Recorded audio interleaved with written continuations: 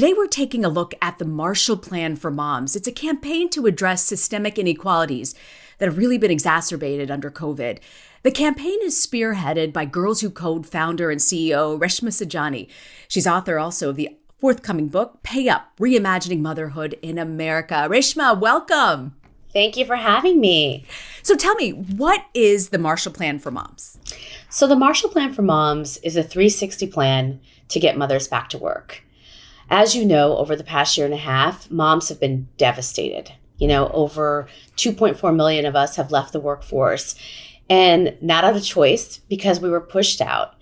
And the reason that happened is for two main reasons. One, when schools closed, there was no affordable structure of care. And so moms were forced to take the third shift, leave their job, move in with their car, go on food stamps, move in their parents' house because they didn't have childcare. The second thing is so many women found themselves in jobs that weren't pandemic proof, like retail, healthcare, education. And so what we need to make sure that we, shorten the economic recovery for mothers is a 360 plan, a Marshall Plan for Moms to get us back to work. So tell me a little bit, what is in your plan, the Marshall Plan for Moms? So probably like a lot of mothers, I started last year, two small kids, a newborn baby. Wow. and a 5-year-old.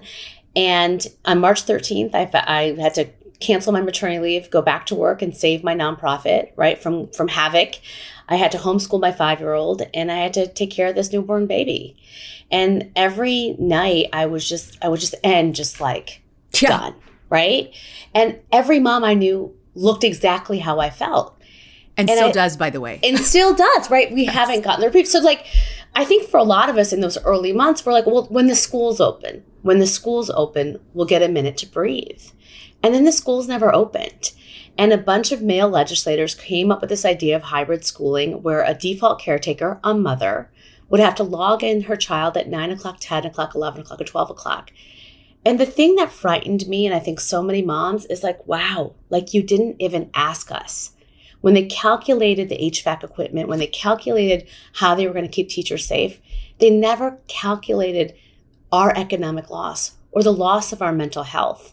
And so when I kind of put my head up and we saw those job reports coming out in December of 2020, where all the jobs lost for women, where our economic participation was back where it was in 1989, even though we started COVID-19 being 51% of the labor force, I realized you can't lose that many jobs that quickly without a plan on how we're going to go get them back. And when I looked up, nobody had a plan. There was no plan. And so I wrote the Marshall Plan for Moms as an op-ed, honestly out of anger for not feeling seen, because I think so many moms today don't feel seen. And that plan included, a conversation with a lot of the moms in my PTA saying, well, what do we need? And the first thing when I talked to moms that they needed was cash. Right? They needed cash to pay the mortgage, put food on the table, figure out their school situation. And so that form of cash was, basic income payments for mothers, which has now come in the form of the child care tax credit, which we'll talk about in a little bit. The second part of the plan was having unpaid leave, right? And passing affordable childcare. The United States is one of the few nations that doesn't offer paid leave.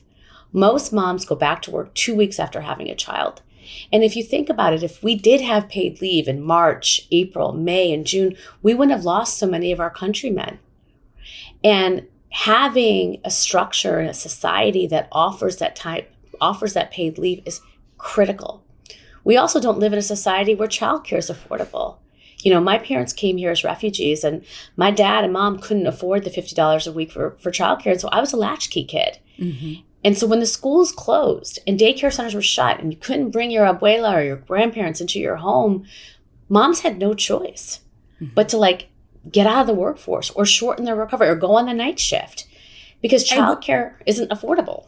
It isn't affordable. And what's devastating is when you break down, you look at the numbers, the number of women in the workforce is now at a 33-year low.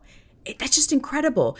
You take out this ad in the New York Times, signed by these amazing women, addressed to Joe Biden, to President Biden, asking for a Marshall Plan for women. How did the White House respond? The ad hit a nerve. I think my inbox was inundated with moms saying, thank you. Like somebody said something. It's about time. And I think in many ways it shifted the conversation for the White House. You started hearing them talk about women in COVID and the economic recovery. You heard them start saying the word mothers. And the president, to his credit, because I do think that President Biden and Vice Kamala Harris, they understand this issue. They feel this issue deeply in their hearts. I think that the plan that he's put forth, the recovery plan, is a bold statement. The human infrastructure is a bold statement on fundamentally restructuring care in this country. And so I've been pleased, with the response. But I think that moms have to keep our eye on the ball. Who on Capitol Hill wants to really help women get back into the workforce? Well, when we put out the ad, one of the first phone calls I got was from Congressman Grace Mang's office saying, what can I do? And she, drafted a resolution and proposed a Marshall Plan for moms. Following suit, Senator Klobuchar and Senator Tammy Duckworth also wrote a bill for a Marshall Plan for moms. The LA City Council wrote a bill for the Marshall Plan for moms. Senator Biaggi wrote a bill for the Marshall Plan for moms. Corey Johnson, the Speaker of the New York City Council, wrote a bill for the Marshall Plan for moms. It is happening. There is a call out there from mothers saying, see us, we need a plan. We need a plan to center moms in the economic recovery. How do you not get depressed, though? I mean, when you look at it, it could take decades to get women back to over 50% of the labor market participation. How do you not get down? It's such a huge hill you have. I didn't say I wasn't depressed. I'm just pissed more than depressed. I mean, it's a bipartisan issue. This is happening to moms on the right and the left, right? Every single income stream, and women of color are just getting crushed, at 4 times the rate of white women. And so this is not something that we should be debating. This should be a no-brainer. And even when we hear companies talk about, well, everybody's got to come, I've had my last Zoom meeting, everybody's got to come back to work. And I'm like, really? So it's like, they're not even thinking about us. And this has made me really realize this, they're not scared enough of us. And mom, we literally need to create a new political structure that combines our voices on the right and the left, to basically take our case to legislators, to businesses, to our homes, everywhere. We got to get mad, real mad. And because this doesn't change unless, America doesn't work if moms don't work, period. We could shut this country down in a day. And we may need to. So tell me, Reshma, where does the plan stand right now? So, we are launching, essentially a 2-year campaign to shorten the economic recovery for mothers. We are really working hard to make sure the child care tax credit, is something that becomes permanent. And so we're working with allies on that piece. We are mobilizing kind of this populist movement of moms. So when the moment comes and these bills don't get passed on childcare, unpaid leave, we're prepared and ready to fight. In my 3 decades of working, no one has ever asked, as a mom, what do you need? How can I help? It's almost like I've had to hide my children in secrecy while working and don't talk about them, don't mention them. They don't want to hear it. Yeah. How do you get corporate America to start supporting this initiative? The thing that I've learned 10 years after running Girls Who Code, and I learned it the hard way, was that they are capitalist companies. They're not going to do the right thing because they should do the right thing. And so you have to figure out how to organize your power to push change. To your point, right? I mean, I would never put a picture of my kids on my desk. I would never ask for a space to breastfeed in, right? I just go in the closet. We never asked for anything. We apologized if we had to leave a conference call early and go take care of our children. And it's nuts because the society doesn't function without building the next generation. And so we get a second chance.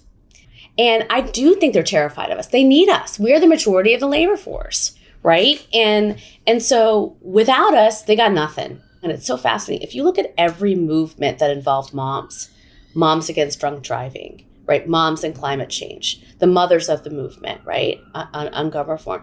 It was always about us fighting for our kids. There's never been a movement of mothers that fought for ourselves because we have literally been socialized to be martyrs. That somehow if we ask for something for ourselves, it means that we are not good moms. and that we should silently suffer and just not complain. And so that means, for as long as we have been entering the workforce in droves, we've been forced to do 2 jobs at 100%. We do 80% of the domestic labor at home, and we basically crush ourselves at work. And that's why nothing's changed. That's why the numbers haven't changed. Because we don't have gender justice at home, and we don't have any structural support, whether it's affordable childcare, whether it's paid leave, whether it's, Norway, you get babies in diapers the minute that you have a kid. Do you know that you lose 40% of your income if you take 1 year off of work? 40% of your income. Yeah. Incredible. Wow. But Reshma, the one thing under this pandemic, I was always probably much like you, on the go, never at home, took the train at 7 a.m. to New York, back by 8 p.m. Now, I won't book any Zooms from 3 to 6 p.m. because as soon as the kids walk in the door, I'm around. I've got to start prepping dinner. These are things I do enjoy doing in time that I never thought I'd get with them. But I also want a career. And why should I have to choose between one or the other? I cannot agree with you more. I spent a decade of fertility treatments, being pregnant, not being pregnant, having my miscarriages. And when I reflect on, finally after having my son, Sean, I saw him maybe an hour a day, and then on weekends. And I was always having to choose, because that's the way, in many ways, feminism, that's the way we structured your worth. Your worth was in the workplace. And, I don't know about you, but I got 900 t-shirts in my closet about how you're a badass, blah, I'm a feminist. I don't got one mom t-shirt. And today, after this year, what I say the most important title I hold is mother, period. So and true. I will never go back to the way that it was. And I will demand both. I will demand respect for my identity as being a mom. And I will make the biggest impact I can make on the world. We have to change society to work on our terms and not bend and, make ourselves fit in the mold that has been created about what it means to be successful. The Marshall Plan was really probably one of the greatest significant U.S. foreign policy successes. How will you know that the Marshall Plan for getting moms back into the workforce is a success? So one, I think we'll know by how short the economic recovery is. When the recession happened under Obama, it took 8 years for people to get back. And they would argue we just didn't do enough. And I think at this rate, if we do nothing, this is going to take decades. And so part of it is, and that's why this idea, and I know sometimes task force are just are weak, but that's why to me, it's you cannot change what you cannot measure. And if you don't have literally everybody saying, okay, what in New York State, what's our economic participation of women? On January 1st, 2020, where are we at now? Where do we want to be in a year? If you literally do not have people sitting there tracking that, it's not going to change. What do you need to feel like you can actually thrive and you can maintain that relationship that you have with your children and succeed at work? And so we have to build it. We have to build it back differently. Again, as I've been nerding out about this, I have a book coming out. You do. It's called Pay Up, Reimagining Motherhood in America. Tell me a little bit about it. Well, it's part of this awakening that I've had about you'll never get gender justice in the workplace unless you have gender justice at home. And, what is our identity as a mom? And, what does a nation that centers motherhood look like?